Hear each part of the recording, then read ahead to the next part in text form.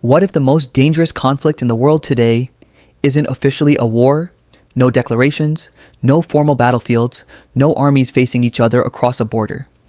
And yet, missiles are launched, systems are hacked, key figures vanish without a trace. This is the shadow war between Iran and Israel.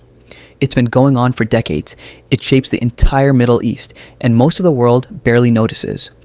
Today, you're going to understand what it is, why it exists, and why it matters globally.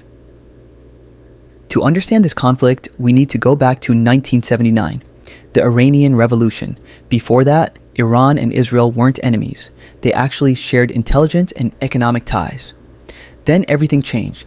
Iran became an Islamic republic, and its new leadership rejected Israel completely. Iran does not recognize Israel as a legitimate state. Israel, in turn, sees Iran as a major threat to its existence. But this conflict isn't just about ideology. At its core, it's about power. Both countries want influence across the Middle East. And instead of direct confrontation, Iran developed a different strategy. Proxy warfare. Iran supports groups like Hezbollah and Hamas. From Israel's perspective, these aren't distant actors. They're armed groups positioned near its borders. That's the structure of the conflict. So, how is this war actually fought? Not out in the open, but in the shadows. There are no official battles, only calculated moves, targeted strikes on strategic locations, cyber attacks that disrupt critical systems, covert operations that are never publicly confirmed. Key individuals are eliminated, operations are carried out quietly, but with clear intent. Every move sends a signal. Every action raises the stakes. This is a conflict designed to stay below the threshold of full-scale war. The effects are widespread. This conflict doesn't stay contained between two nations. It spreads across the region: Lebanon, Syria, Gaza, Yemen. Tensions remain high, and the risk of escalation is always there. At the same time, both sides continue to strengthen their capabilities. Israel invests heavily in defense systems like Iron Dome, designed to intercept incoming threats. Iran expands its missile and drone programs, increasing its reach across the region, and the impact goes far beyond the Middle East. Oil markets react to instability. Global powers like the United States, Russia, and China get involved politically, because if this conflict escalates, the consequences will be global.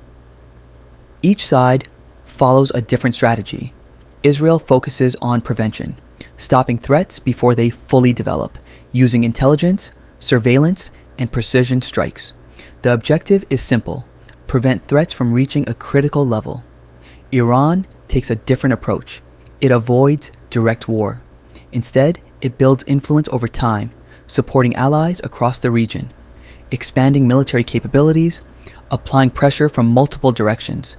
Two very different strategies, but both centered on survival. So, why hasn't this turned into a full-scale war? Because the cost would be catastrophic for both sides and for the entire region. There's also international pressure and the constant risk of global powers being drawn into the conflict. So instead, both sides operate carefully, pushing boundaries but avoiding the breaking point. This is not a traditional war. There are no clear front lines, no official declarations. It's a shadow war, fought through proxy groups, intelligence operations, and limited strategic actions. And the most important thing to understand is this: it's already happening, quietly, continuously, and closer to escalation than most people realize. If you want to understand the world, you have to understand the conflicts that don't always make the headlines. This is one of them.